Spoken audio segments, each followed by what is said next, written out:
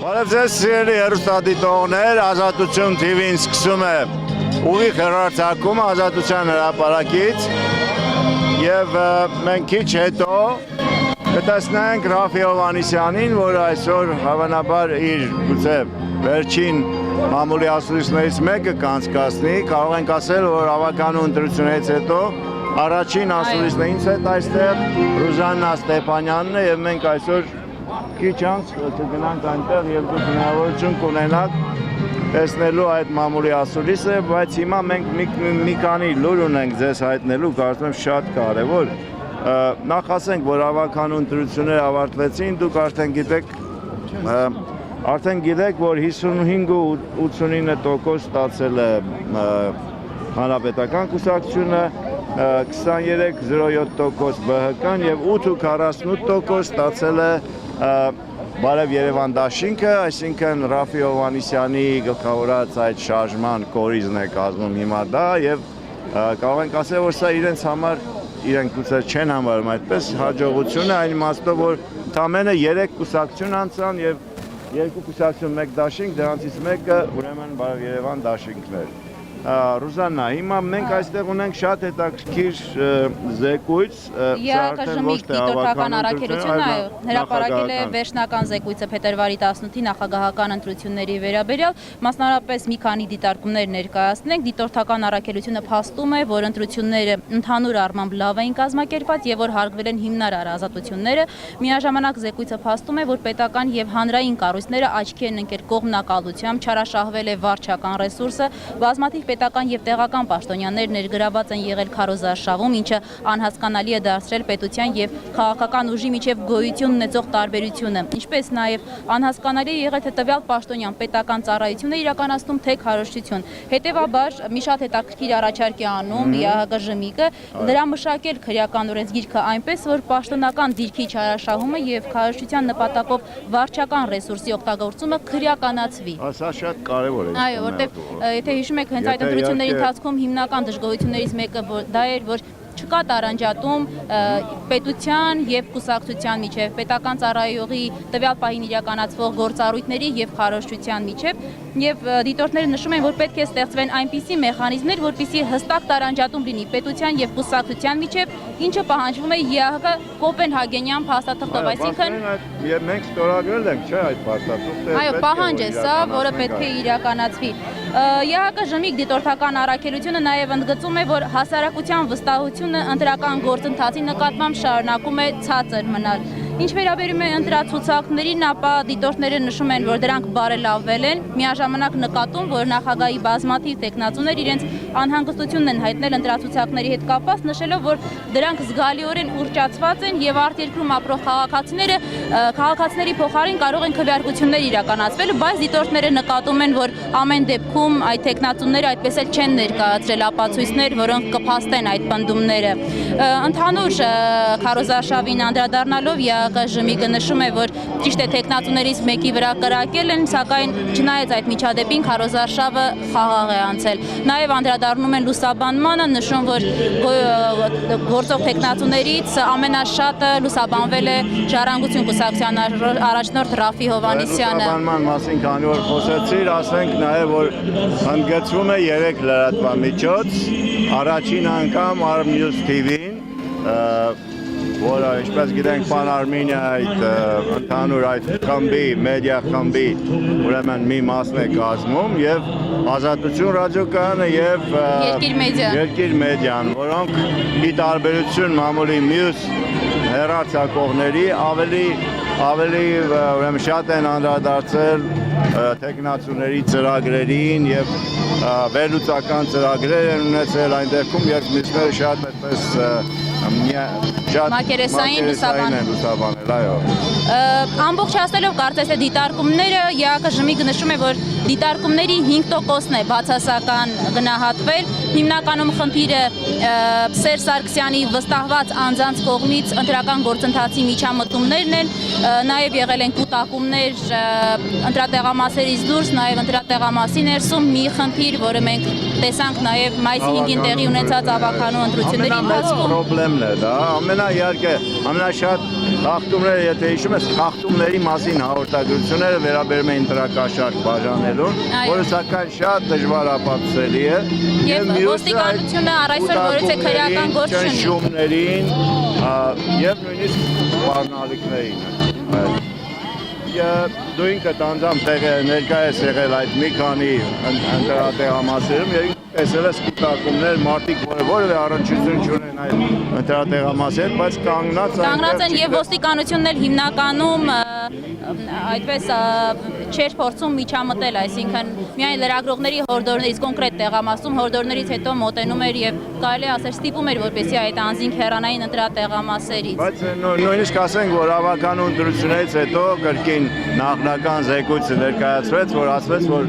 լավ կազմակերպված ընտրություններ էին, տեխնիկապես լավ կազմակերպված։ Հասնենք, որ դրանք Եվրոպայի խորհրդի այդ դիտորդներն էին, 12 միջազգային դիտորդներ եւ նրանց նաեւ մեր տեղական այո, տեղական դիտորդների տեսակետը զգալիորեն տարբերվում էր միջազգային դիտորդներից։ Այո, պնդում էին տեղական դիտորդները, որ մայիսի 5-ին տեղի ունեցած ընտրությունները չեն համապատասխանել ընդհանրապես ժողովրդավարության չափանիշներին եւ ընտրախախտումների բոլոր սպեկտրը ընդգրկված է եղել այս ընտրություններում եւ ընտրակաշառքներ եւ բազմակի քվեարկություններ, կարուսելներ, գունավոր գրիչներով ընտրություններ եւ նաեւ խոչընդոտումներ դիտորդների, ինչպես նաեւ զանգվածային լրատվության աշխատակիցների, այսինքն սուր քննադատության ենթարկեցին տեղական դիտորդները ի տարբերություն միջազգային դիտորդների։ Այո, Ռուզանա, նաեւ հիմա քիչ անց ելույթ կունենա Ռաֆի Հովհաննիսյանը, ավելի ճիշտ կպատասխանի լրագրողների արդեն, բայց նա արդեն այսօր առավոտյան խոսել է մեր թղթակցի հետ, նա նշել է, որ Բարև Երևանը մանդատները վերցնելու որոշում դեռևս վերջնական չէ, այսինքն պարզ չէ կվերցնեն մանդատները թե ոչ, բայց նկատենք, որ Ժառանգության առանձին անդամներ ամեն դեպքում նշել են, որ իրենք հակված են վերցնել մանդատները եւ շարունակել պայքարը ավականում, թերևս այդ հարցին Ռաֆ Հովհաննիսյանը կրկին կանդրադառնա։ Նա նաեւ անդրադարձել է պայքարին, հետագա պայքարին, ասելով, որ կարծում է, որ ժողովուրդը պատրաստ է երկարատև պայքարի։ Հիմա մենք բոլորս պետք է հասկանանք, թե ուր ենք հասել եւ այնպես անենք, որ ժողովրդի հիասթափությունը, արտագաղթը կանգ առնեն։ Նաեւ այսօր տոն է, չմոռանանք շնորհավորել մեր հեռուստադիտողներին, մեր ունկնդիրներին եռատոնի կապակցությամբ, հա։ Այո։ Եվ Ռայր Ռաֆի Հովհաննիսյանը անդրադառնալով հենց մայիսի 5-ի ընտրություններին այսպիսի մի հայտարարություն է արել, որ եթե ազատ արդար անցնեին այդ ընտրությունները, ապա Բարև Երևան դաշինքը առաջին տեղում կլիներ, առաջին տեղը կզբաղեցներ իր հավաքած ձայներով, կամ վատագույն դեպքում երկրորդ տեղում։ Ինչպես գիտենք, Բարև Երևան դաշինքը երրորդ տեղն է զբաղեցրել իր հավաքած ձայներով, եւ նաեւ Ռաֆի Հովհաննիսյանը անդրադարձել է ԲՀԿ-ի հետ հնարավոր համագործակցությանը ավականիում, մասնավորապես նա մի հետաքրքիր այսպիսի դիտարկում է արել, որ երբ որ ԲՀԿ-ն կհայտարարի, որ ինքը ընդդիմություն է, այդ դեպքում Ժառանգությունը իհարկե կհամագործակցի այդ ուժի հետ, բայց ինչպես գիտեք, ԲՀԿ-ն առ այսօր իրեն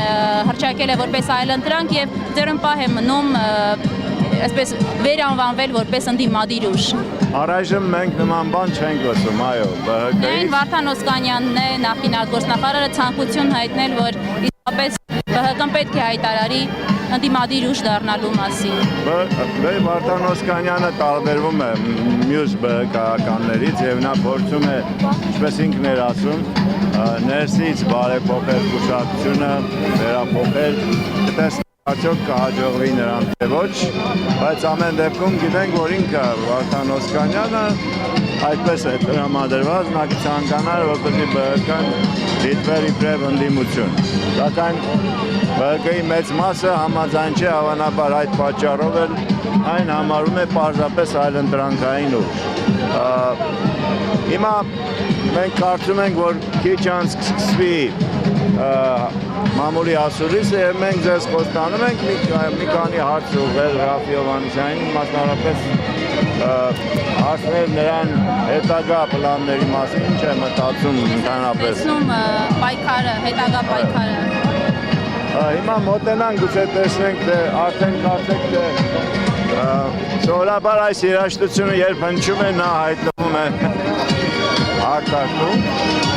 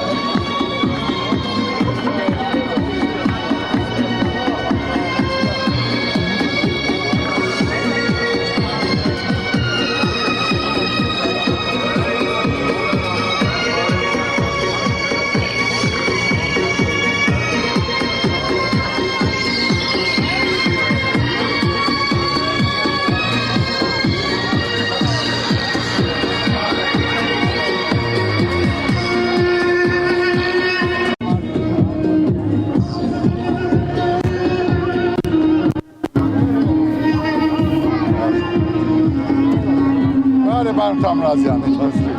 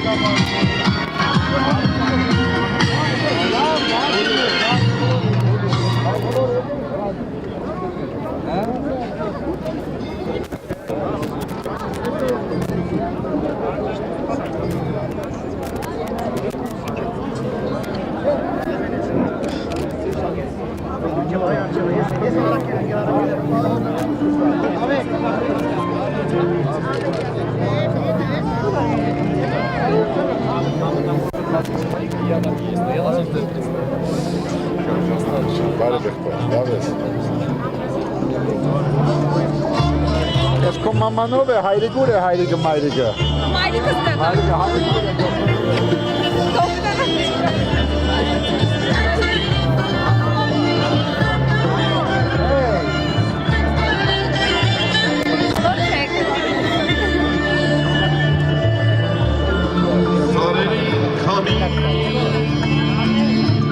Որտեղից ես գալիս և ուր է շտապում անհանգիստ ու տխուր իմ սարերի կամից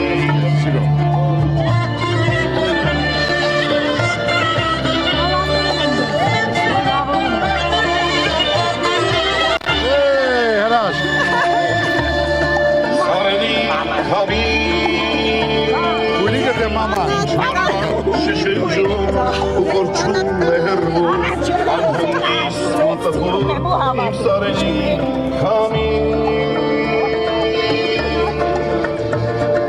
Ես գալիս եմ շատ հեռների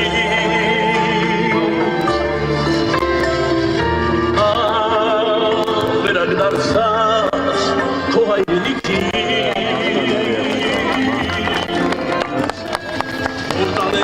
Մնացի կարող եմ անցնել որոնց դուք թողել եք գետի այն ափի գետի այն ափի գետի այն ափի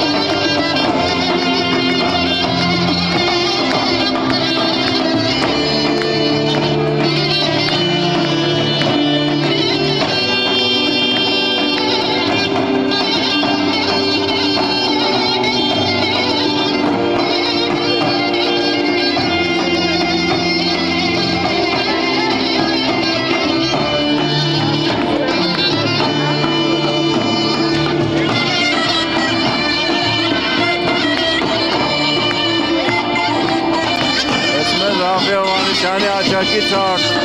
Սպասիչ կամի և ինձ դսիր, թե ինչ կասեմ Քիչ հանդարտվիր և ինձ դսիր, թե ինչ կասեմ Որ տանես խոսքերս դու այն լեռներին Որոնց մենք թողել ենք գետի այն ափի Գետի այն ափի, գետի այն ափի Քանի մեր վանքերում կնքում ենք մանուկ Հիմա Ռաֆայել Հովհաննիսյանը հիմա սկսելու է իր ելույթը, ներածական խոսքը, հետո նաև Հանրապետական դրսպանության չենք կան։ Հարկերի ժողովուրդ, հրապարակը լայնացրեք, դերի ձեր ցավը տան։ Բարի երեկո, սիրելի հայրենագիցներ։ Բարև։ Շնորհավոր մեր ազգային եւ pedagogan տոնը, որը պատկանում է Հայաստանի եւ հայ ժողովրդի բոլոր սերունդներին։ 68 տարի առաջ այս օրը հայ զավակների, մեր բաբերի անմնացորդ նվիրմամբ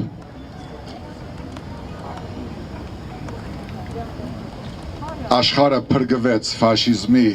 արհավիրքից, եթե չունեն հայաստանյան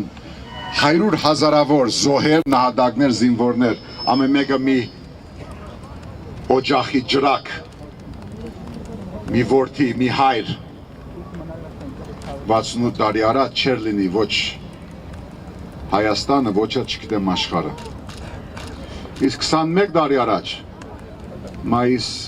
8-ի լույս 9-ին մեր նոր սերունդի սխրագործությամբ անմնացորդ վերգուսակցական, բազմագուսակցական, հագագուսակցական, ազգային, համապետական, արդեն pedagogan մասնակցությամբ, ֆեդայիներ, ջոգատներ, կոմանդոս, Մոնթե, Ասկոլկա, Ժիրայր, բոլորը միասին, անանուն հազարավորներ, ավելի կարևոր քան հրամանատարները։ Նորօրյա Հայաստանի եւ հայ ժողովրդի համար ասացին, որ մենք կարող ենք նաեւ զոհ եւ նահատակ չլինել։ Միայն չգործնել, միայն սուկ չանել։ Եվ 21 տարի առաջ մայիսի 9-ին ազատագրվեց Շուշին, Անարիկ Բերդը, Արևելյան Հայաստան։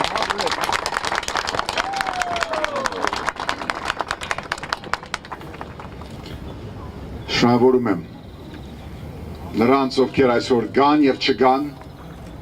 հատկապես նրանց, ովքեր չկան եւ իրենց ընտանիքներին,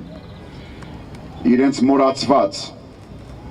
գրեթե անդեր մնացած, աղքատության մեջ ապրող, Աստված չանի արտաքաղթի մտադրություն ունեցող ընտանիքներին, նրանց, ովքեր չդարձան կոոպերատիվ ֆեդայիներ եւ երկրաբայեր, փառք բոլորին, այն նրանք, ովքեր զինվոր եւ հրամանատար գերդեցին այս օրը եւ մինչեւ հիմա չեն ապրում միլիոնների մեջ, զինվորներին չեն բարդացրում, որ հերգեն իրենց դաշտերը, ձևականորեն սեղաններ չեն գցում, թեև դա եւս իրավունք է եւ քաղցրություն, չեմ ժխտում, բայց մարդիկ, ովքեր այս պահին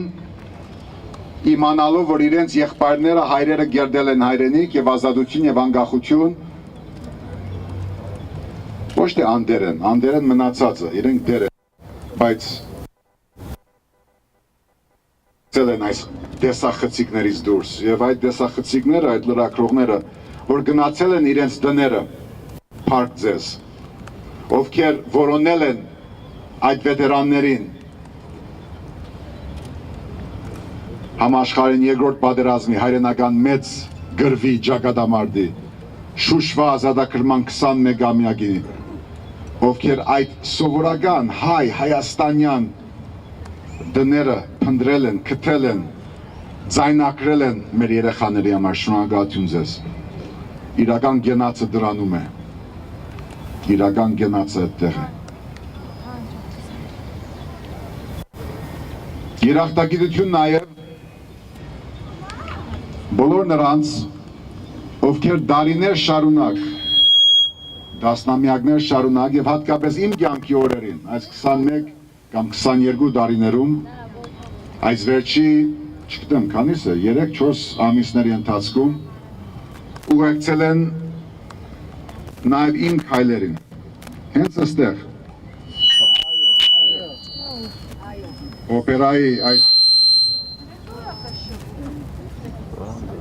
օպերայի այս պատմամշակութային արժեքում, ասֆալտում, որտեղ սրճարան կա, կյանք կա, Թումանյան եւ Սպենդարյան նորաբաց օպերա։ Շնորհակալություն բոլորին։ Նրանք ովքեր 21 օր անընդհատ օր ու գիշեր եղել են իմ կողքին, ընտանիք, բարեկամներ, ալեհերներ, վարդիտերներ, նոր սերունդ, լրագրողներ, ոստիկաններ, բոլորին, ժառանգության գործընկերներ, այլգուսակցության այցելուներ, քաղաքացիներ, Հայաստանի որդիներ, երախտագետը։ Բայց ինչպես ասել եմ, կամ փորձել եմ ասել, բազմաթիվ անգամներ, սա մի հոգու պայքար չէ, ոչ էլ մի օրվա, սա ամբողջ պետության, ազգի, ժողովրդի տևական պայքարն է, եւ թող չհամեմատեն ինձ որևէ մեկի հետ, ոչ նախկին կամ ներկա նախագահների կամ հերոսների Շուշի ազատագրած զինվորների հետ թող չհամեմատեմ, որովհետև ես իրենցից չեմ, ես սովորական մարդ եմ, շարքային քաղաքացի։ Եվ ես իմ առաջարկը կատարել եմ, եւ այդ առաջարկը ուժի մեջ է։ Ես առաջարկել եմ, որ հայ ժողովուրդը, որ մի անգամ փետրվար 18-ին արեց իր հրաշքը, իր հաղթանակը, իր վերածնունդը, իր անհավատալի թռիչքը, ինքը դա շարունակի։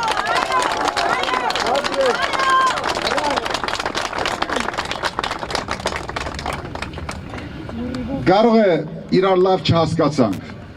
կարող է ամեն մեկը իր փոքր հետաքրքրով, իր մանր մարդկային այսպես սենյակում թադեց մյուսին, միգուցե մեղքը նաև ինձանից է, բայց մի բան ակնհայտ է, որ այս հորձանուտից հանուն մեր սերունդներին հաղթական այս դոնը մեզ ուղեցույց, մենք բարդավոր ենք այս անթունտից, այս անհուսությունից, այս հիասթափությունից, այս արտագաղթից դուրս գալ, բարդավոր ենք։ 5 տարի հետո չի լինելու։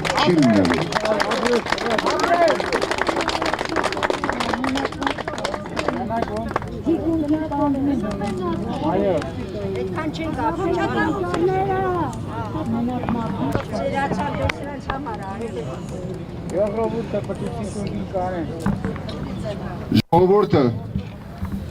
իր գործը արեց եւ չեմ մեղադրում։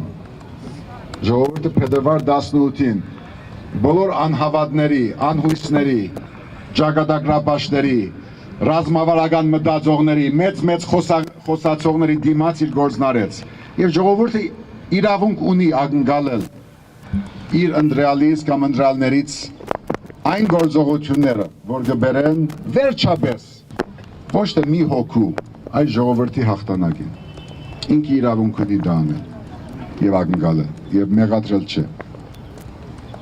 Ես էլ թույլ տվեք ասել, որ ես նույնպես իրավունք ունեմ ակնկալել մեր ժողովրդից, որ փետրվար 18-ի այդ հաղթանակը, այդ վերածնունդը բավական չէ մի հատ քվեով գնալ Չարենցյան դողով գործ անել եւ սպասել հələ տեսնենք ինտերնետով, սիվիլնետով, ամեկ պլյուսով, հայկական ժամանակով, առավոտով, ազատության ռադիոյով եւ մնացած բոլոր կայքերով հարկելի, ռադիոներով, TV-ներով, թե ինչը լինելու այս հրապարակում։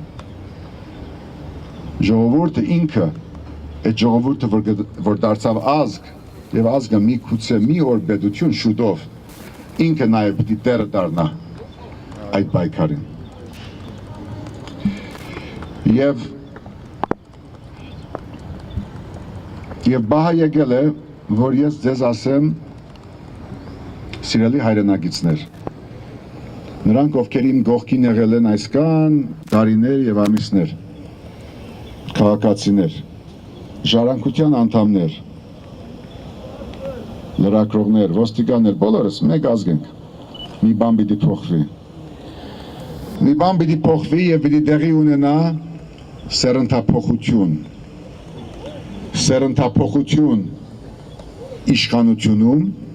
որը հերթական անգամ գեղձ ճանապարհով չնդրվեց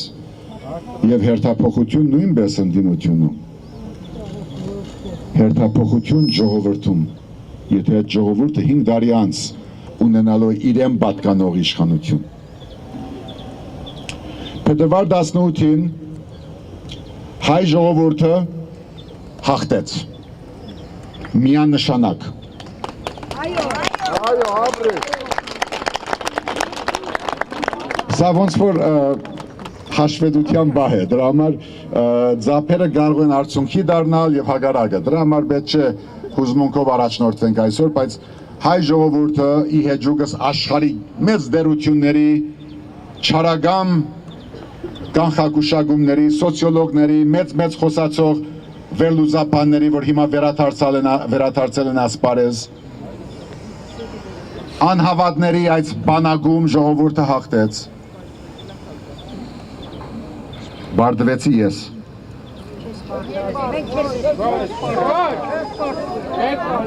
Ինձնից ավելի բարդվել է, խնդացեք, խնդրում եմ,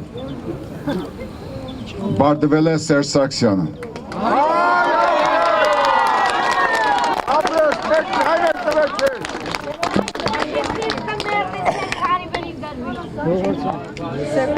Մայիսի 5-ին, որպես այդ բայկարի շարունակություն, քաղաքական ուժ ենք, իշխանություն, ընդդիմություն, այլընտրանքային ճանապարհ ցույց տվող հերոս թե շարքային, մայիսի 5-ին բարդվեցինք մնացած բոլորս։ Այս հաղթանակի օրը, սիրելի հայրենակիցներ, չխդացնեմ գույները, որտեղ հրաշալի հայրենիք ունենք, մեծ ավակա, մեր երեխաների խաթեր, բայց բոլորս, ինձանից սկսած, գտնվում ենք պարտության մեջ, բոլորս, և դա վերապերում է Սերժ Սարգսյանին, անուններով չէի ուզենա խոսի և չեմ խոսի, բացի ասել Ռոբերտ Քոչարյան և Լևոն Տեր-Պետրոսյան և մնացած բոլորիս է վերապերում։ Եվ ուրեմն մի բան պիտի փոխվի, որտեղ 5 տարի մեր հանրապետությունը,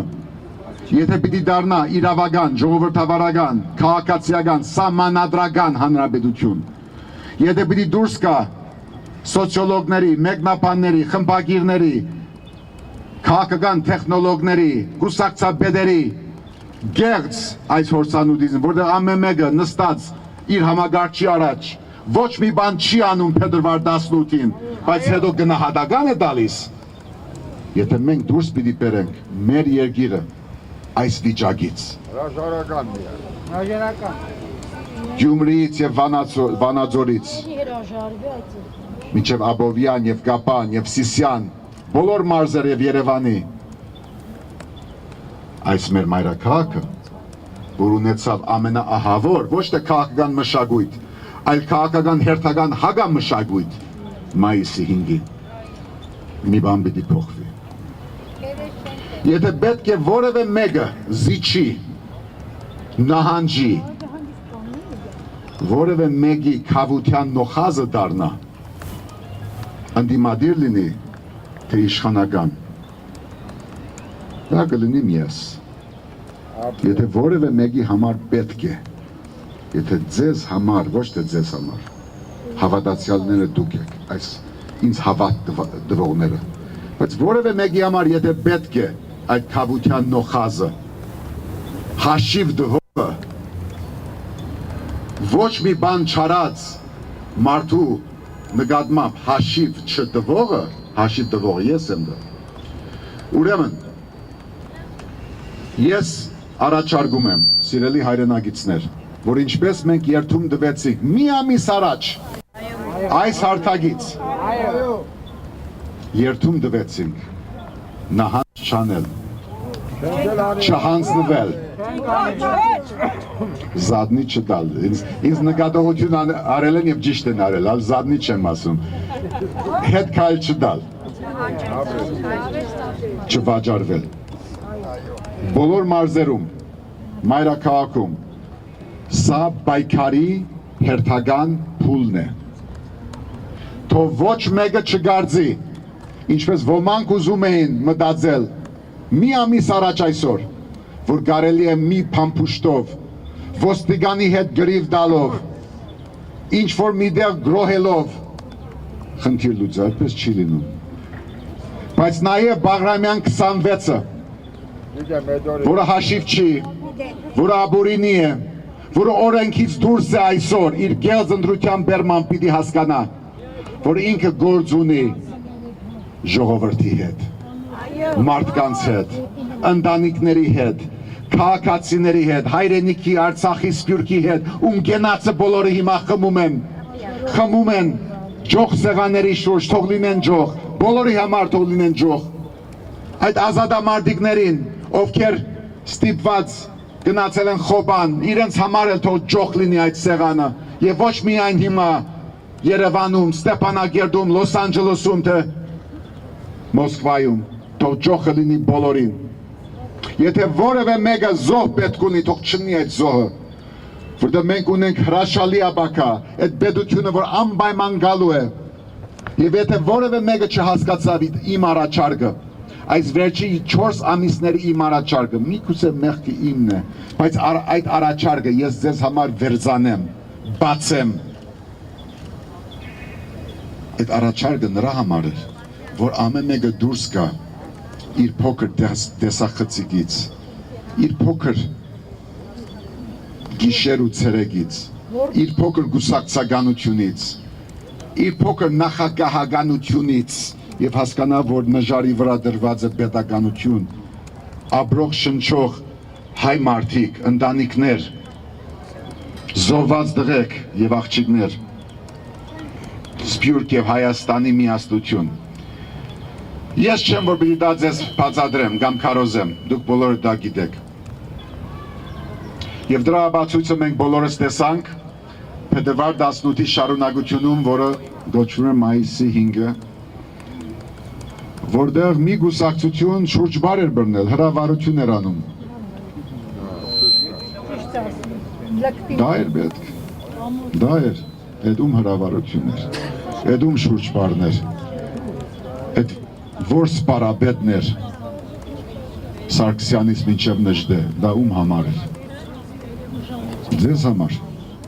ձեր երեխաներին։ Ուրեմն սիրելի հայրենակիցներ, ես եկել եմ բարձրապես այսօր, մայիսի 9-ին, Ազատության հրապարակին, իմ խոստման համաձայն, ձեզ ասելու, ոչ թե մնաք բարյավ, այլ այն, որ պայքարը շարունակվում է։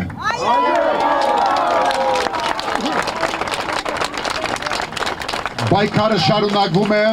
բոլոր նրանց համար եւ հատկապես երիտասարդներին դարիքով եւ հոգով, ովքեր եղել են այս շարժման կողքին, ովքեր ինձ օրհնել են, զորակցել են, ասել են, որ պինդ մնացեք, որ այդ բնտությունը դա երկրի բնտությունն է։ Այս աղջկա բարը ժաբավենով նարնջակույն, ձիրանակույն, այս դիմացի ինժեները, որ ինձ նամակ է ուղարկել, այս երիտասարդները եւ ալահերները, որ միշտ եղել են իմ կողքին, նվիրական, անմնացորդ եւ անգին արժեքներ են, եւ ես չեմ մոռանա, ես չեմ զիջի, ինձ պետք չի ոչ մի աթոռ, ինձ պետք չի ոչ մի նախագահություն։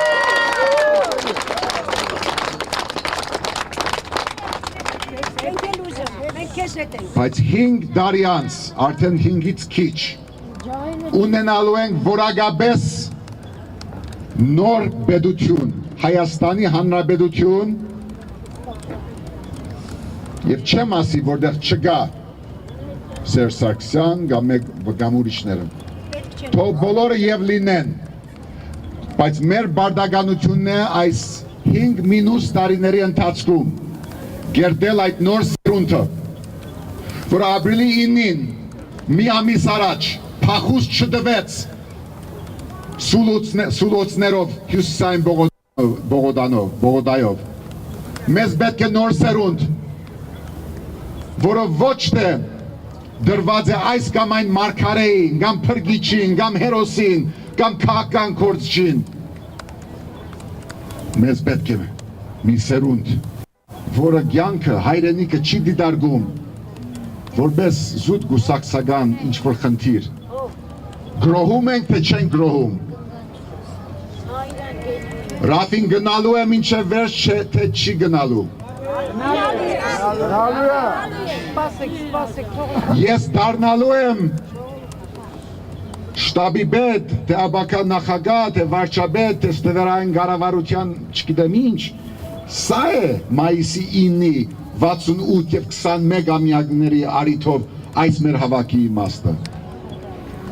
Եվ իմ հայացքը գցելով այս ամբողջ դարապատկերով,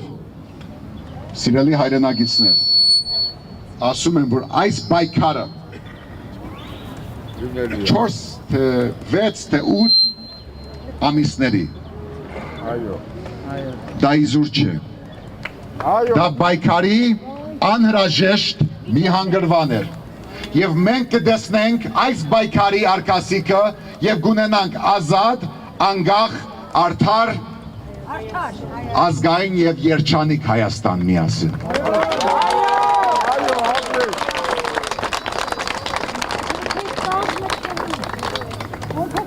Բարև Երևան դաշինքը իր համար որոշումը կգայացնի աբակա օրերի ընթացքում։ Ես ասում եմ, որ ազատ արդար ընդդությունների դեպքում բարև Երևանը գունենար մեծամասնություն, կամ քոնը երկրորդ տեղ կգրավեր, ընդդիմադիր մյուս մեր գործընկերները կլինեին ավականում, բայց մենք գիտենք, թե որ երկրում ապրում ենք։ Բայց սա չի նշանակում, որ մենք բոլորը դանը նստած պիտի խավար անիծենք, պիտի ասենք, չէ, չենք մասնակցում, միայն մասնակցությամբ։ Նրանք, ովքեր խոսում են այսօր գայքերով, TV-ներով, ռադիոներով, մեծամասամբ նրանք են, որ փետրվար 18-ին ոչինչ չարեցին ժողովրդի հետ, ժողովուրդն արած։ Ժողովուրդը պետք է իր հարկանքը, իր դիրությունը,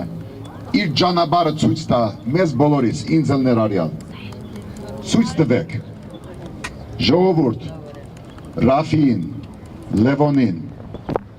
Գագիկին, Հրանտին, Ժիրայրին,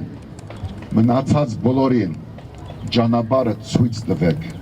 թե որն է ժողովրդի միացման պահանջը, որտեղ այսպես ուղղակի հերագա շարունակել չենք կարող։ Եվ ես այս խաղը, եթե կուսակցական խաղ է, չեմ խաղալու։ Եթե ժողովրդական պահանջ է, կլինեմ։ Եվ այսօր մայիսի 9-ին առավոտը հաղթանակի սպոսայքում էի, արդեն սպոսայքի չէ, ուխտավայր, հիմա կգնանք Երաբլուր, ցանկացողները, բայց ոչ երկար երթով, ով ցանկանա։ Բայց ես կարող եմ ասել, որ մայիսի 9, ապրիլի 9-ից մի ամիս անց Երևանը նույնն է, հրապարակը նույնն է, հավաքվածները նույնը, որևէ տարբերություն չկա։ Ով գանգարից դուրս եկավ, առանցին օրագարկ ունեցավ, դուրս եկավ։ Ով ուզում է վերադառնալ, կարող է վերադառնալ, թող վերադառնա։ Մայիսի 19-ին, 10 օր անց, մայիսի 19-ին գիրագի օրը, բադարակից հետո ժամը 1-ին, Անի հյուրանոցում, որտեղ մի ամիս առաջ մենք հավաքվեցինք, Նոր Հայաստան քաղաքացիական ազգային շարժումը առաջարկելու համար, վերջնական որոշում չէ, մեր ձեռքում է։ Մայիսի 19-ի ժամը 1-ին, ով իրեն համախմբման ենթակա է համարում, ով ուզում է, ոչ թե իրենով, ոչ թե իր մարգարեականությամբ, իր հերոսությամբ, իր նախագահականությամբ, իր ընդդիմադիր հերոս լինելու միջոցով, այլ ով համախմբման ենթակա է եւ հավատում է եւ հարգում է ժողովրդի փետրվար 18-ի ձայնը, ոչ թե ինձ համար, այլ ժողովրդին իր համար, ով հավատում է, որ մայիսի 5-ին խեղվեց ժողովրդի ձայնը հերթական անգամ։ Ես հրավիրում եմ ոչ թե որպես հյուրընկալ, ոչ թե որպես դանդեր, որպես շարքային մասնագիծ։ Հրավերը բոլորին է, գրավոր չեմ ուղարկելու։ Նախկին նախագահ եք, ընդդիմության ղեկավար, հասարակական գազམ་ակերպության ներկայացուցիչ, կայքում գրվող վերլուծաբան, քաղտեխնոլոգ, քաղաքացիական նախաձեռնության այլընտրանքային մոտեցում ներկայացնող ընկեր, եկեք։ Մայիսի 19-ին 10 օր անց ժամը 1-ին անի հյուրանոցում։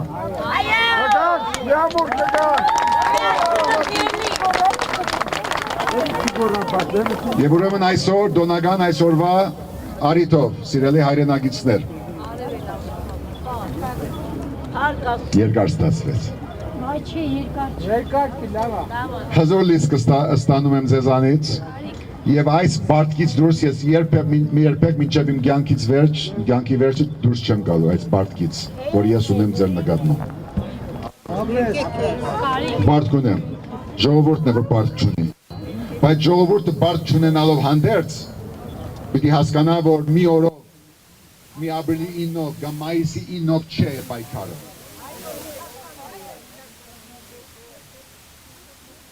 Հեգնանք չգա, ծաղրանք չգա, սեր գա իմ խոսքում։ Հայրենիքը հիմա է և հայրենիքը հավերժ է։ Եվ միասին ապրիլի 9-ի մեր հավաքական երդման համապատասխան նոր Հայաստանի շեմին արդեն երդումը ուխտը գադարած մենք պարտավոր ենք հասնել պայքարի միջոցով, ոչ թե նահանջի, պայքարի միջոցով միասին հաղթանակի, մեր հաղթանակների համար, մեր հաղթանակի համար, շնորհակալություն։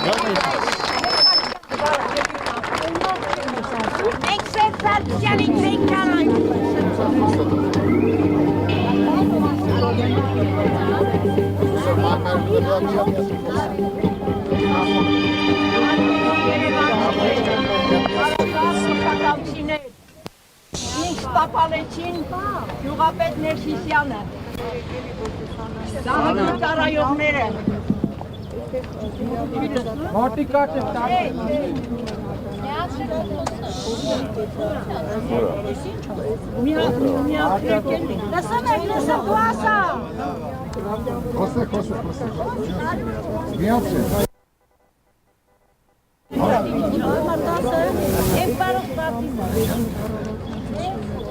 Ես խնդրում եմ բոլորից Օշագանցիների խորտակման ճանապարհն է, Սպարտակ Եղազարյանը դարձել է Օշագանի հանցագործ խմբի անդամ, Ներսիսյանը գյուղապետ։ Քեզ այդ գիշեր հա, ասա լսում ես։ Մի րոպե ունեք, մի րոպե։ Երկու րոպե։ Գիտենք, որ ինչ արեց։ Այմար գորմետ ձայնը գողացնել երեք տունս են, որը իմ տղային ապատկանում Մուրադ Հովագիմյանին, եկան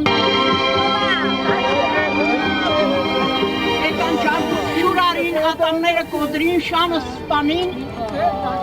հետո են երեք տունս են ձերքիցս խլել են։ Հովականով են խոսն, եվորին ենք ասենք, եվորին հովա որ կային բանա, հակոնովա։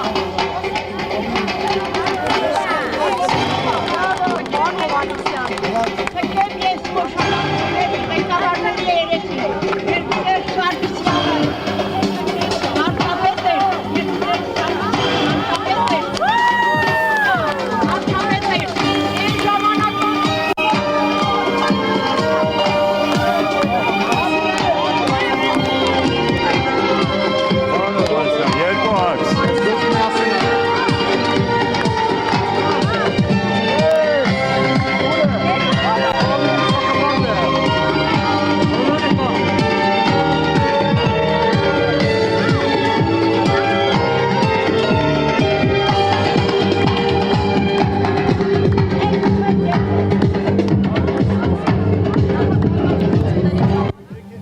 Միդա։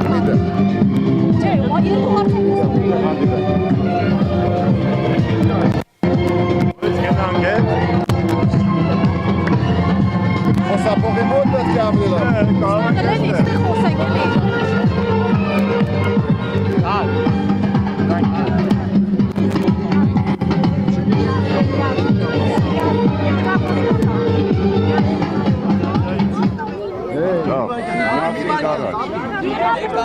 Միկրոֆոնի մոտ։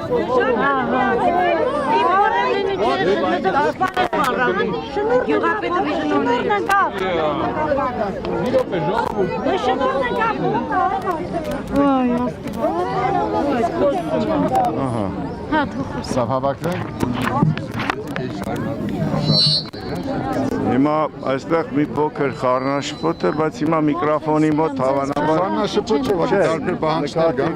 ես Սա դրական պետք է թե չէ լրագրողների համար։ Մենք կարող ենք այսպես եւ այնպես, ինչպես որ ուզենք։ Պարոն Հովհաննիսյան, առաջին հարցը ես հարցն Հավաքը կարծեք բոլորը կան արդեն։ Հիմա քաղաքական շրջափուլ ավարտվեց, ընտրությունները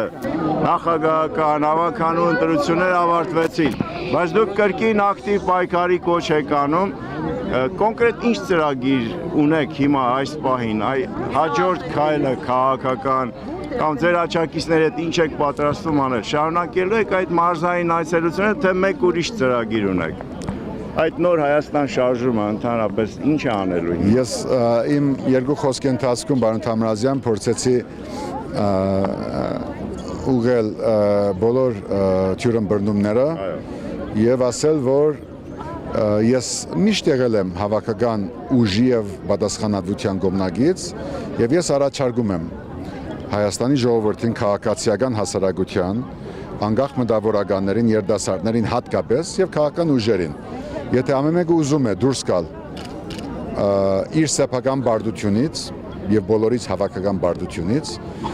ժամը եկել է որ միասին մենք օրագարկ ձևավորենք եւ իրականացնենք ես չեմ որ պիտի որոշեմ ես ինքս հակված եմ ժողովրդական մարզային մարաքաղաքային հանդիպումների բայց ես չեմ որ պիտի որոշեմ եւ մի ամիս առաջ դուք լավ գիտեք որ այս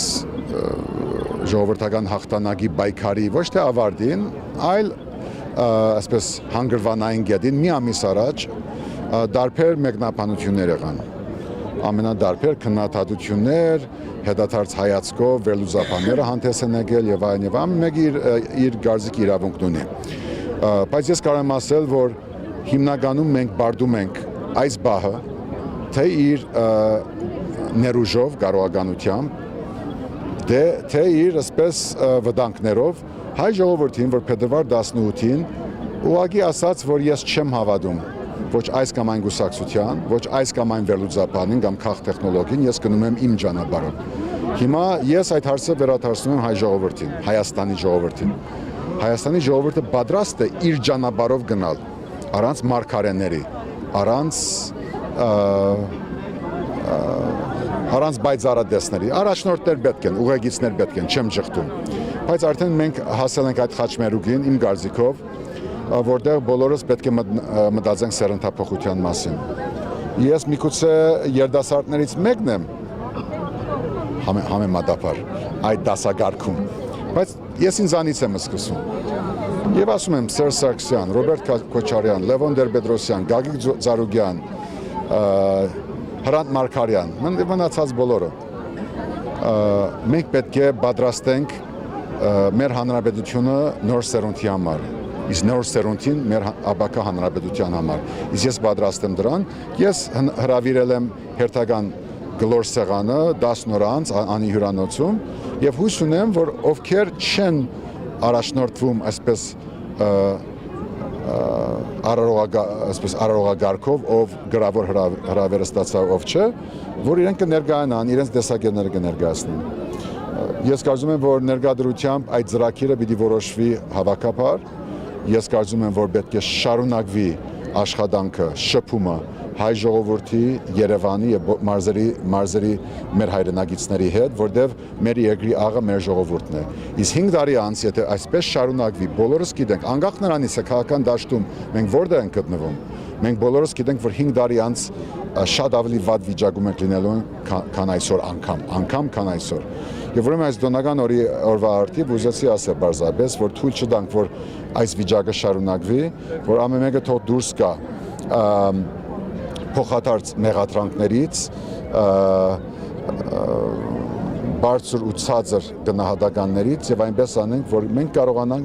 միգուցե ի հաջողս մեզ այդ ազգը դարձնենք պետություն։ Պարոն Հովհաննիսյան, տոնական այս հաղթանակների կապակցությամբ Սուրեն Խաչատրյանին շնորհվել է շքանշան Արցախյան ազատամարտում մեծ ներդրում ունեցածի համար։ Ոնց է արձագանքում սրան, շատերը քննադատաբար է վերաբերվում։ Իր մեդալի բահով շնորհավորում եմ պարոն Խաչատրյանի իր ծառայության համար, որ ունեցել է նույնպես ես գնահատական տալիս դրական, իսկ այդ լիքը բացասական դեպքերի համար, որի հեղինակի ինքը եղել է, շարունակում եմ քննադատել եւ կարծում եմ, որ անհրաժեշտ է, որ այս 5 տարվա ընթացքում մենք չունենանք ոչ Սերժ Սարգսյան նախագահ, ոչ Սուրեն Խաչատրյան մարզպետ։ Հովհաննիսյան, ճիշտ հասկացանք, որ դուք բանակցությունների եք հրավիրում անգամ Բարգավաճ Հայաստանին, որին ողջ չքարոզարշավի կլոր սեղան քննարկում միավորման հրիպսի մե բանակցություն չասացի։ Ասի հրավիրում եմ առանց հեղինակային իրավունքի բոլոր նրանց, ովքեր կարծում են, որ պետք է այս վիճակից դուրս գալ, եւ դա վերաբերում է բոլորին։ Եվ անգամ Բարգավաճ Հայաստանի հոգևոր հոր եւ անգամ գործող Աբորինի նախկին նախագահ բարոն Սարգսյանին։ Կարծում եմ բոլորը կարող են գալ։ Մեկ այլ քաղաքացիական Սարգսյանին, բայց ձեր կուսակցության երկրորդ դեմքը այսօր Արցախում ջերմորեն բարևում էր Սերժ Սարգսյանի հետ, ինչու էր գնալ։ Ես եմ ջերմորեն այսօր շնորհավորում Սերժ Սարգսյանին, Ռոբերտ Քոչարյանին, Լևոն Տեր-Պետրոսյանին, ում օրոք ազատագրվեց, Շուշին, Ժիրար Սեֆիլյանին, Կոմանդոսին, Նորիկ Դանիելյանին, Ասկոլկայի ընտանիքին, Սամվել Բաբայանին, շնորհավորում եմ բոլորին այս օրը։ Մեր խնդիրային վաղվա օրով մենք ինչ ենք անելու որպես հանրապետություն, որպես երկիր։ Պարոն Հովհաննիսյան, կառավարության կազմի փոփոխությունը մեկնարկել, այդ մասին ինչ կասեք։ Ինչ է։ Մեկ այլ քաղաքացիական շարժում է մեկնարկել Գյումրիից, Որևէ բան կփոխվի այս շարժումը, պարոն։ Ողջունում եմ։ Այնինչ որ ես չկարողացա անել, եթե իրենք կարող են անել, ողջունում եմ, իսկ եթե իրենք ուզենան, մայիսի 19-ին կարող են ներկա լինել։ Պարոն Հովհաննիսյան, կառավարության կազմի փոփոխությունը ինչպես է գնահատում, դրական ազդեցություն կունենա, ի վերջո 3 պորտֆելի փոփոխությունը։ Հայաստանյան իրականության հետ կապ չունեցող։ Որոշումը գնի հավաքական, ես կարծում եմ, որ այդ որակը, որը ժառանգության նախկին պատգամավորները, որոնք էապես ներկայացված են այդ հնարավոր ավականու գազմում, իրենք տվել են հայ ժողովրդին, այդ որակը պետք է շարունակի գործել։ Ես միանձնյալ չեմ որոշում, դա հավաքական որոշում կլինի, բայց ես ինչպես գիտեք, ճիշտ թե սխալ կողմնակից եմ մասնակցային պետականության, մասնակցային ժողովրդավարության։ Եթե բոյքոտը համատարած լինի, որևէ տեղ ազգային ժողովում թե ավականում կարելի է դիտարկել, բայց առանցին դրանք ուղղակի սկացական հուզական խնդիրներ են եւ ես կարծում եմ, որ հավաքական պատասխանատվության ասես որոշման հետքերով, եթե ի վերջո մտնի 6-7 հոգով բարև Երևան դաշինքը, ինքը իր ներկայությունը ասես ցույց կտա։ Ինքը ցույց կտա, թե ինչպես պետք է աշխատի ավականին, եւ դա բնավ չի նշանակում, որ մենք ընդունում ենք այս ընտրությունների իրավականությունը։ Մի հաշկարել է տալ, մեկ վարկյան, դուք արդեն հերթով տանք։ Ուրեմն Հայազգային կոնգրեսը, կուսակցությունը եւ Հայ-Ափոխական դաշնակցությունը չանցան հավականու ընտրությունների արդյունքում։ Ձեր մեկնավ կարծում եք, որ դա այդպես էլ պետք է լիներ։ Գոնե դաշնակցության դեպքում չեք կարծում, որ նա Ոչ, այդպես չեմ կարծում։ Նա ինչ է։ Իսկ դուք համարում եք հաջողություն այն փաստը, որ Բարև Երևան դաշինքը մտավ ավականի, թե ոչ։ Ինքնին ոչ։ Ինքնին հաջողություն չէ, ազատ արդարացության դեպքում բարև Երևանը պիտի գրավեր առաջինը կամ ծայրահեղը դեպքում երկրորդ տեղը եւ պիտի ներկայացված լինեն ընդդիմադիր բոլոր գուսակցությունները իսկ մենք ունենք ինչ ունենք եւ դրա համար ես ասել եմ որ հիմա այնինչ որ կանգնած է մեր ժողովրդի մեր պետության առջեւ ավելի բարձր է քան ցանկացած անհատ տեխնազու գործող նախագահ եւ ընդդիմություն եւ գոչ եմ արել որ ժողովուրդը եւ ժողովրդի ներկայացուցիչները ովքեր ցանկանում են լինել ժողովրդի ներկայացուցիչներ ներկայանան նոր ծրագրով նոր պատվիրանով պլատֆորմով եւ այն որ ժողովուրդը պահանջում է այս կանդարիներ միացում միասնություն ցույց տան թե ոչ 5 տարի անց հաստատ կարող եմ ասել որ մեր երկիրը ավելի լավ վիճակում չի լինի քան այսօր ես հաջողություն չեմ համարում որ Պաշտոնական գյացված դվյալներով բարև Երևանը versus 8.5%-ից մնացածը չանցան, հակառակը համարում եմ, որ պետք է պայքարը ուժ գնացնել, ընդարձակել եւ իգադարացնել։ Պարոն Հովհաննիսյան, իսկ հավատում եք, որ Բարգավաճը արդար ճանապարհով է անցել, թե հավատում եք, որ իրենց տոկոսներներ են Բարգավաճ Հայաստանը։ Ես կարծում եմ, որ եղել են համադարած ընդրագեղձիկներ փողի բաժանում եւ այդ հարցը ավելի շուտ դիտակ բարոն Օսկանյանին որտեվ ինձ հասած դվյալներով այդ փողի բաժանման բահերը պատկանել են ոչ միայն մի գուսակցության, այլ նվազագույնը երկուսի։ Պարոն Հովհաննիսյան, փետրվարի 18-ին ասացիք ժողովուրդը հաղթեց։ Դրա բառապատույցը ձեզ տված որ 500,000 ձայն էր։ Ինչպես եղավ, որ ավականու ընտրություններում Բարև Երևանը քիչ տոկոսներ հավաքեց։ Ոնց է գնահատում Բարև Երևանին այս աշխատանքը նախընտրական ողջ քարոզ արշավով։ Մեկը համապետական ընտրություններ, որտեղ ես էի տեխնազու, մյուսը քաղաքապետական ընտրություններ ավականու անուղագի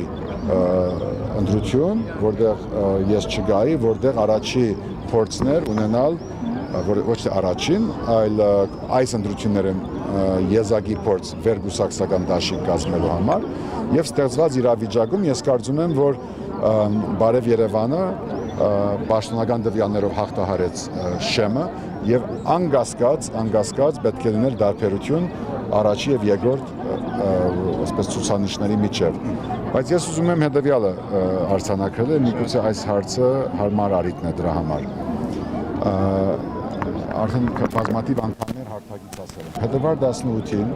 եթե նրանք ովքեր այսօր խոսում են ամենադարբեր ամբիոններից գայքերից վերլուծական անկյուններից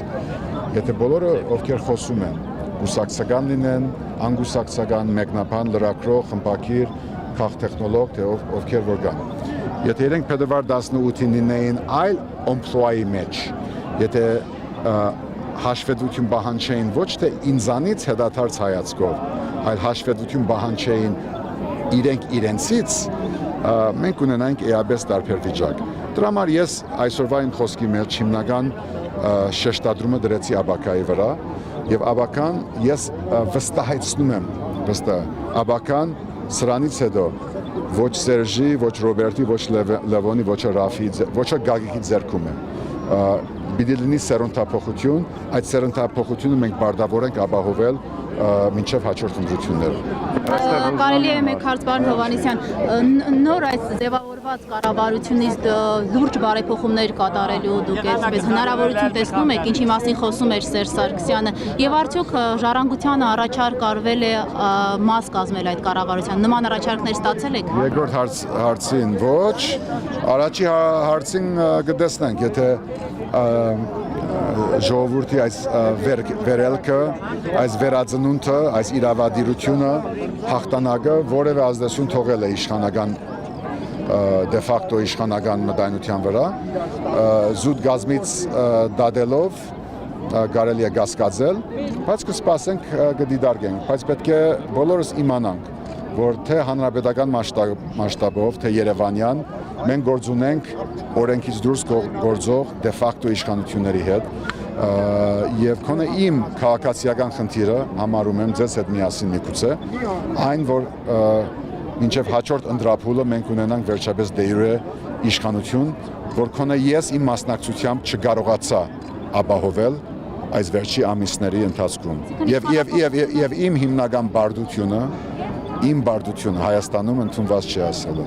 Իմ բարդությունը նրանում էր, որ չկարողացա քոնը մինչև այսօր մասնակցել Հայաստանի Հանրապետության առաջի դե յուրե իշխանության ձևավորմանը։ Իսկ վաղաժամկետ խորհրդարանական ընտրություններ պահանջում եք էլի, թե?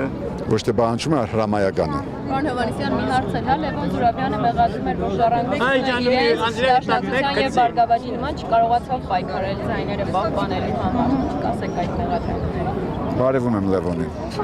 Պարոն Հովհաննիսյան, ինչպես եք վերաբերում ընդդիմադիր գործընկերների այն արտահայտություններին, թե իշխանությունը ձայներ նկարեց իր բարեդաշտի։ Ես նման ապացույցներ չունեմ, որ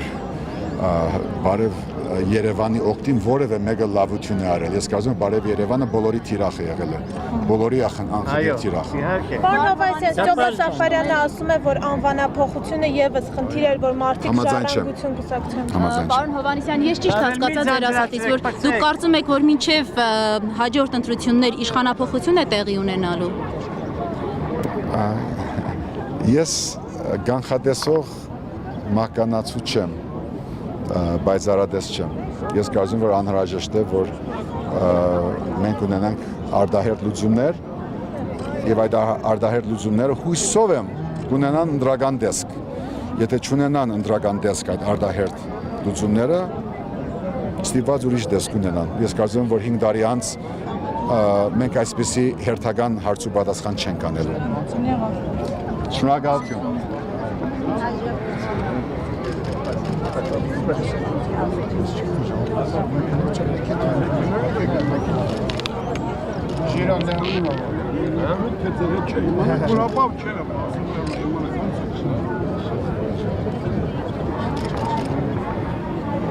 Ժողովրդական Միխայել Զանգորյանն եմ ձեզ դիմել։ Մենք ամսվեցի կառավարության շենքի մոտ սոցիալական հարցերով վիրավորազատամարտիկներով բանը կազմակերպեցրար ենք հանձնակառավարություն։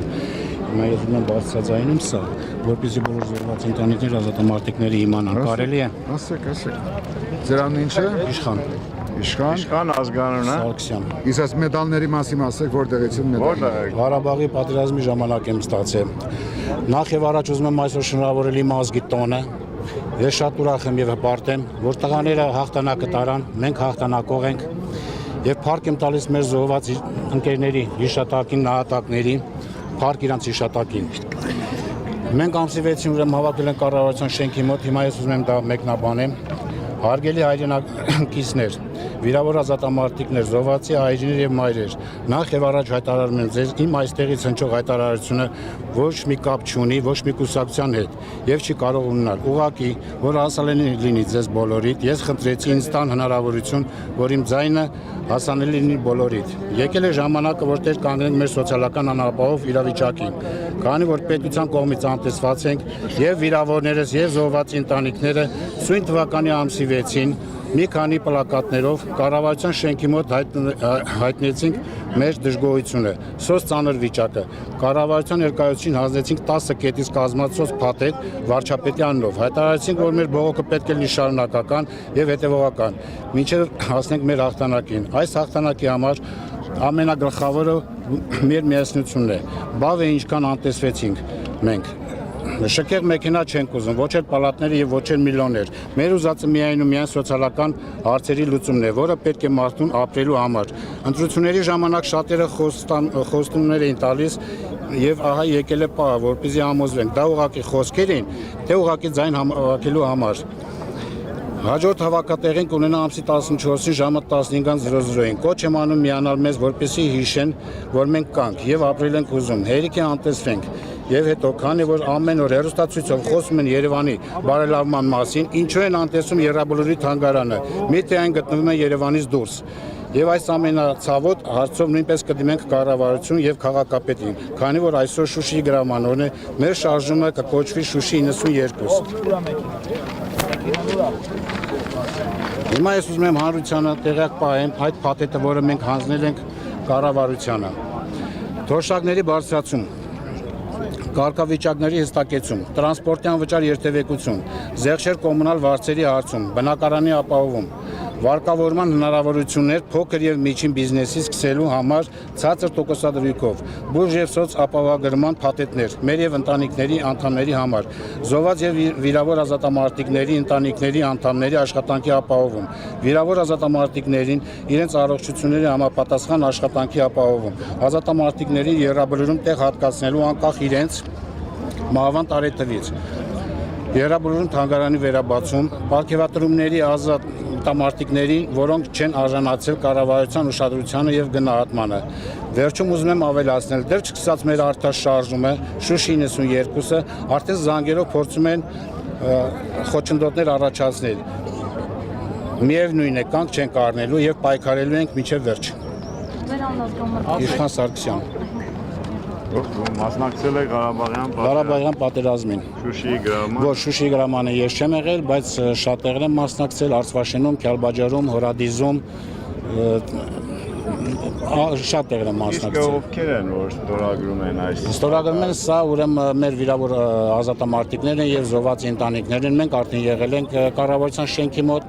ներկայացրել ենք։ Քանի ազատամարտիկ է միավորում այս։ Դե հիմա մեր այս կոչը նրա համար է, որ շատ-շատերը տեղյակ են արդեն, քանի որ հերոստացույցով էլ է տեղի ունեցել,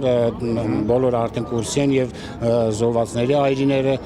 մայրերը եւ վիրավոր ազատամարտիկները։ Ամսի 14-ին ժամը 15:00-ին արդեն պարսստակեցված կլինի, թե մենք ինչ ենք ուզում։ Պաշտպանության կառավարության շենքի մոտ Պաշտպանության նախարարություն դիմել։ Պաշտպանության նախարարը երեկոյան ասիլիսը ես նայեցի, իրեն տվեցին այդ հարցը, որ վիրավոր ազատամարտիկները եղել են կառավարության շենքի մոտ եւ իր պատասխանը հնչեց, որ առաջի երկրորդ կարգի հաշմանդամներին կապահովենք բնակարանով եւ պաշտպանության նախարարությունը ունի սոցիալական բաժին, որը զբաղվում է այդ հարցերով։ Ես կարող եմ մի կոպիտ օրինակ բերել։ Ես ինքս տարել եմ 3 հատ սրտի վիրահատություն, երբ որ ինձ այդ ծանր վիճակով պետք է վիրահատվեր, ինձ վազացնում են հիվանդանոցից այն հիվանդանոցը, որովհետեւ հիվանդանոցը չուներ պաշտպանության նախարարության հետ պայմանագիր, որպեսզի գումարը վճարվեր։ Եվ այդպես ինձ մի կերպ խցկեցին առաջի հիվանդանոցում վիրահատեցին, որի գումարի մեծ մասը մնաց ին վրա։ Դիմեցի առողջապահության նախարարին։ Նա մակագրեց, քանի որ դուք բալես չունեք, փարոսում գրկված չեք, պետք է անեք ձեր հաշվին։ Երկրորդ օրը Շամշյանի միջոցով եւ առավոտ թերթով, երբ որ արդեն լրիվ լրատվական միջոցներով տարածվեց, նրանք զանգահարեցին, բայց թյուրիմացություն է եղել։ Եկեք մեզ մոտ։ Եվ նրանք հատկացեցին 300 քանի հազար դրամ։ Ինչու պետք է մենք ամեն անգամ սրա նրա դուրսեցենք։ Թող մեզ տան պոլիոս ստրախովոյ առողջական, որպեսզի մենք բոլոր հիվանդանոցները մտնենք կարողանանք մեր առողջական հոգսերը ծախսենք։ Ոչ թե մահամեզ մարդու 28 սրտի զարկով ինձ վազացնում են հիվանդանոցից հիվանդանոց։ Ժողովրդի վիճակը ահավոր, սա ապրելաձև չի, որ մենք ենք ապրում։ Հիմա տեսանք ազատամարտիկ, որ բողոքում էր իր սոցիալական վիճակից եւ նրանք փաստորեն միավորվել են, այսպես բողոքի դիմում են գրել եւ պահանջում են կառավարությունից սոցիալական օգնություն, նաեւ արտոնություններ։ Այո, նաեւ արտոնություններ, ինչը կարծեք թե օրենքով նույնիսկ նախատեսված է, բայց չգիտես ինչու չի ստացվում։ Կարծում եմ այս հաղորդումը լսում են համապատասխան մարմիններ եւ հավանաբար հաշվի կառնեն այս փաստորեն հերոս է պատերազմի եւ 3 անգամ սրտի վիրահատություն է տարել, ինչը պարզապես գուցե նաեւ Սփյուռքում են լսում այս ամենը, նրանք էլ պայքարից հետո գումարը հետ ստացել այդ վիրահատության։ Այո։ Հիմա արդեն Ռաֆին ավարտեց իր ելույթ հարցազրույցը եւ հիմա կարծեք թե նորից շփվում է մարդկանց հետ, հանդիպումներ ունենում։ Ես ողջուները։ Հիմա ես կարամ իրավամբ գնամ ավականի բարգավաճին պահանջեմ, որ ինձ որպես խմբակցության ղեկավար առաջնորդ ընդունեն։ Դուք ինչ կարող եք ասել, արդեն վերջ, դուք բարև Երևան դաշինքի կազմում, չէ, հավաքանում անդամ եք եւ ալիքներ ունեք այս հավաքանից։ Մանդատները վերցնում եք։ Պարոն Հովհաննիսյանը արդեն նշեց, որ մի փոքր ուշ այդ հարցը կորոշենք, բայց ես եւս այն կարծիքին եմ, որ ճիշտ է մանդատները վերցնելը եւ աշխատանքը շարունակելն է։ Սա առաջի դեպքը չէ, որ մենք նվազ թվակազմով, բայց մեծ արդյունավետությամբ աշխատանքի փորձ ունենք։ Ուստի եւ եթե խորհրդարանում 131-ից 7-ը լինելով 2007-ից հետո այդպիսի մեծ արդյունավետ աշխատանք իրականացին, որ նույնիսկ իշխանություններն են ընդունում այդ փաստը, բնականաբար 65-ի մեջ ավելի հեշտ է լինելու։ Սա համար հաջողություններ, չէ՞։ Չեմ կարողացել հաջողություններ թե ոչ, ցանկացած պարագայում նայած որ տեսանկյունից ես նայում։ Եթե ընտրական օրս գրքով թույլատրելի նորմաների օրենքների շրջանակում նայենք, բնականաբար մենք հաղթող էինք։ Բայց այն որ մենք մեր ծրագրերը ցավոք չենք կարողանալու իրականացնել կառավարման համակարգի փոփոխության հետ կապված, այլ ընդհանրապես վերահսկողական ֆունկցիա ենք իրականացնելու եւ փորձելու ենք քաղաքացիների շահը ներկայացնենք այնտեղ, դա արդեն փաստ է եւ դրա փորձը ունենք։ Ես կարծում եմ ցանկացած պարագայում սա ահազանգ էր ընդհանրապես ընդդիմության համար, որովհետեւ մեր քաղաքացիները երևի թե այսպիսի մի ուղերձ ցղեցին, որ երկիրը այսպիսի օրացական վիճակում է, ճգնաժամի վիճակում է, դուք ինչ որ նեղ անձնական շահեր եք հետապնդում, ես ձեզ հիմա ուղղակի կպատժեմ ու այդպես էլ արեց։ Ինքը ուղղակի պատժեց ընդդիմությանը իր ցավին, իր մտահոգությանը հասու չլինելու համար, միասին չպայքարելու համար, այնպես որ սա էր երևի ամենակարևոր գնահատականը։ Այն որ ուզում եք, որ բարև Երևան դաշինքը աշխատի ավականիում, Իհարկե ուզում ենք, իհարկե, ես հենց այդ կուսակցության անդամ եմ։ Ձեր ուրեմն աջակցությունն եք հայտնում իրենց։ Ես մի բան ան ինքնուրույն անկեղծ Սրանք այն ձայներն են, որ հրաժարվել եք աշխարհից եւ ժողովուրդը նեղանա որ այդքան մենք հատո մարդիկ ունենք մնացածը 5-10 հազարով ծախված Նրանք ոչ արել են կաշառք, ոչ էլ բան։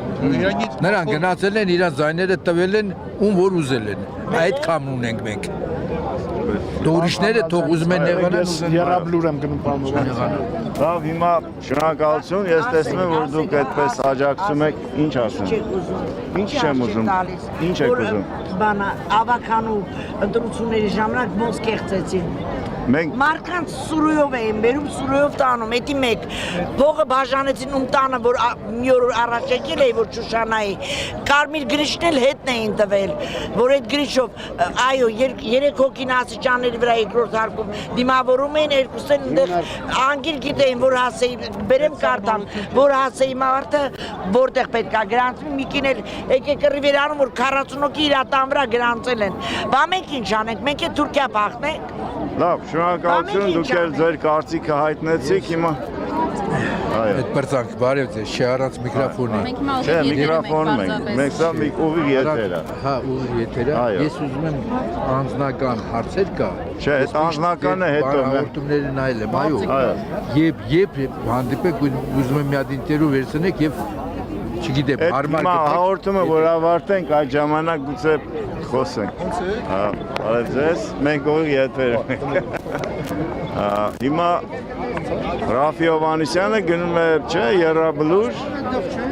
կարծեք թե Եռաբլուր է գնալու եւ մենք գուցե Ռուզանա ամփոփենք այս հաղորդումը, կարող ենք ասել, որ Ռաֆի Հովհաննիսյանը կրկին խոսեց այն մասին, որ պետք է ուրեմն շարունակի պայքարը։ Ասեց, որ եկել եմ այստեղ ասելու ոչ թե մնաք բարև, այլ որ մենք շարունակելու ենք պայքարը, ասաց, որ ինձ պետք չի ոչ մի աթոռ, ոչ մի նախագահություն, բայց 5 տարի անց կամ ավելի քիչ ունենալու ենք մեկ այլ պետություն, նոր պետություն, չեմ ասի, որ այնտեղ չի լինելու Սերժ Սարգսյանը, թող բոլորը լինեն, բայց պետք է մեզ նոր սերունդ սերնդափոխության մասին խոսեց եւ իշխանության համակարգում եւ ընդդիմության համակարգում, նաեւ անդրադառնալով ավականու ընտրություններին նշեց, որ կրկին անգամ խեղվեց ժողովրդի ձայնը եւ իդեպ նա համեմատություն անցկացրեց փետրվարի 18-ին տեղի ունեցած նախագահական ընտրությունների եւ մայիսի 5-ին տեղի ունեցած ավականու ընտրությունների միջև, ասաց, որ փետրվարի 18-ին ժողովուրդը հաղթեց, պարտվեցի ես։ Իհարկե Սերժ Սարգսյանը ինձանից ավելի շատ պարտվեց։ Ինչ վերաբերում է մայիսի 5-ին, ապա պարտվեցինք բոլորս, ասաց Ռաֆի Հովհաննիսյանը, խոսքը վերաբերում է եւ Սերժ Սարգսյանին ասաց, եւ Ռոբերտ Քոչարյանին, եւ Լևոն Տեր-Պետրոսյանին բոլորով եւ նա իր զարմանքը հայտնեց, որ այդ կեղծված ընտրություններից հետո հանրապետականները շուրջպար էին բռնել եւ անգամ հրավառություններ իրականացվում ողջ մայրաքաղաքում։ Այնուհետև խոսեց ավականու խնդիրներից մասնավորապես դեռևս ժառանգությունը վերջնական որոշում չունի, արդյոք վերցնելու է մանդատները, թե ոչ, բայց ասում էր, որ դա համատարած, եթե վերցնեն, մենք էլ կվերցնենք, կարծեք թե այդպես էր, չէ՞ ասում։ Այո, բայց նշենք, որ առանձին քիչ առաջ նաև Արմեն Մարտիրոսյանը նշեց, ժառանգության առանձին անդամները հակված են, որպեսզի վերցնեն այդ մանդատները եւ պայքարը շարունակեն։ Եվ իրենց աչակիցներն էլ ուզում են, որ իրենք վերցնեն մանդատներ եւ աշխատեն։ Եվ մյուս կարևոր հանգամանքը մայիսի 19-ին Ռաֆի Հովհաննիսյանը Անի հյուրանոցում այսպես հավաք է կազմակերպում եւ նա հայտարարեց, որ ովքեր իսկապես կարծում են, որ մայիսի 5-ին խեղվել է ժողովրդի ձայնը եւ ընդհանրապես նաեւ փետրվարի 18-ին ժողովուրդն է հաղթել եւ ոչ թե գործոն Սերժ Սարգսյանը,